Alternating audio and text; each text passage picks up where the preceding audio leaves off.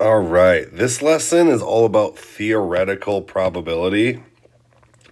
And the theoretical probability is like what you would expect to happen in a perfect world.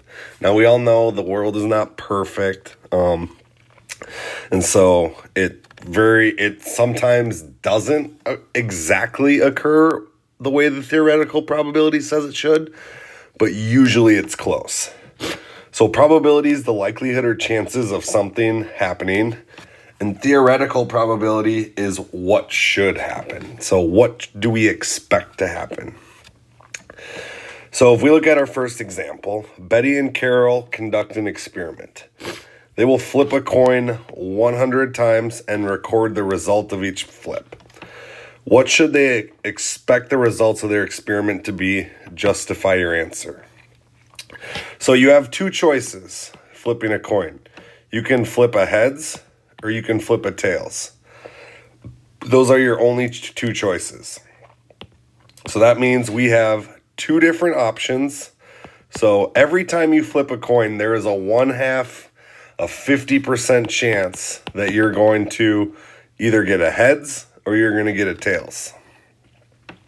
Now, if we do it 100 times, again, 100 times 1/2 is 50.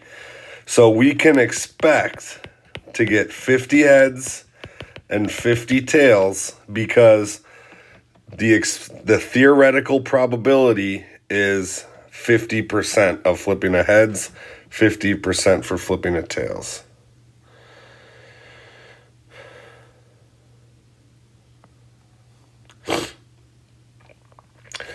Talia and Yoshi design a game for the school fair. Contestants spin the pointer and win a prize if it lands on either of the two red sections.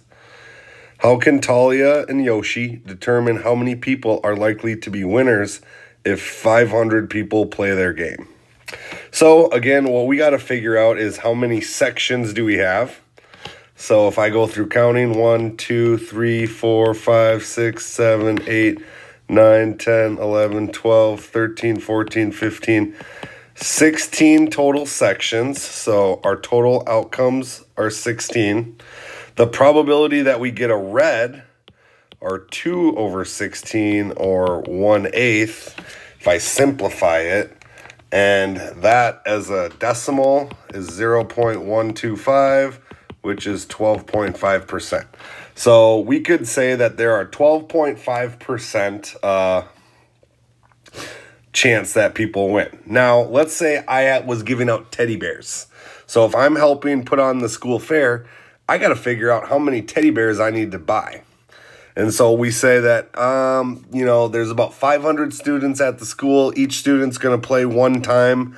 If we expect 12.5% of them to win, and there's 500 people, we would say 500 times 1/8, 500 divided by 8. That's going to give me 62.5 winners. Now, because we can't have a half a person, we're going to round this up and say 63 winners. So I would say because of the context of the problem, you can't have half of a person. So we're going to say that we have 63 winners. Now, again, that's the theoretical probability. So if I was actually buying the teddy bears, I would probably get a few extra in case, some people, a few more people were lucky and they won higher than the theoretical probability. Archie plays a word board game. He places 98 lettered tiles and 2 blank tiles in a bag. Players will draw from the bag one at a time without looking. The probability of selecting the letter A. So if I look at this, I'm going to say, all right, how many times do we have an A? We have 1, 2, 3, 4, 5, 6, 7, 8, 9. So the probability of selecting an A is 9 out of 100, which is 9%. The probability of getting a letter, there are 98 tiles out of a total of 100. So the probability of getting a letter is 98%. The probability of getting a blank tile, because there's only 2, is 2%. Vowels stand for A, E, I, O, and U. So, and we are, again, this is a 10 by 10 matrix. So 10, 20, 30, 40, and 1, 2. So the probability of a vowel is 42 out of 100, which is 42%. A consonant is all of the other ones. So again, if I was thinking, okay, that doesn't count these ones and it doesn't count these ones. So what do I have left? Well, I'm going to have 56. 56 out of 100, which is 56%.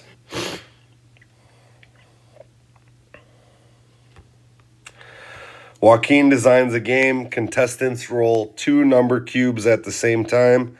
If the sum of the numbers is 7, the player wins.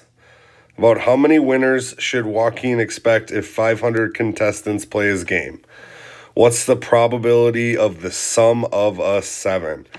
So again, I have to figure out how many total do I have. I have 36 total possibilities. I could roll 2 ones, snake eyes. 1 plus 1 is 2. Or I could roll 2 6s. 6 plus 6 is 12. So we have this table with all of our results, and we'll see that 7 is actually the most common, because if we think about it, no matter what I roll in the first number cube, 1, 2, 3, 4, 5, or 6, I can still get 7 by rolling the other cube. So if I rolled a 4 the first time, I'd roll a 3 and then get 7. If I rolled a 6, I roll a 1, I can still get 7. So it looks like to me that the probability of getting a sum of 7 occurs 6 times out of a total of 36, which is 1/6. And that would be, again, 16.67%.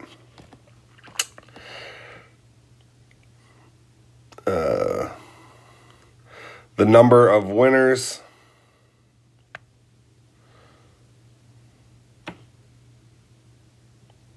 okay, sorry. And then I had to read this part. So if 500 people played the game, again, we would take our total amount, multiply it by our probability, and then simplify. 500 divided by 6 gives me 83 and a third. Repeating, same idea. In this context, I can't have 1/3 of a winner or 1/3 of a person. So I would round that up and say 84 winners is what I would expect.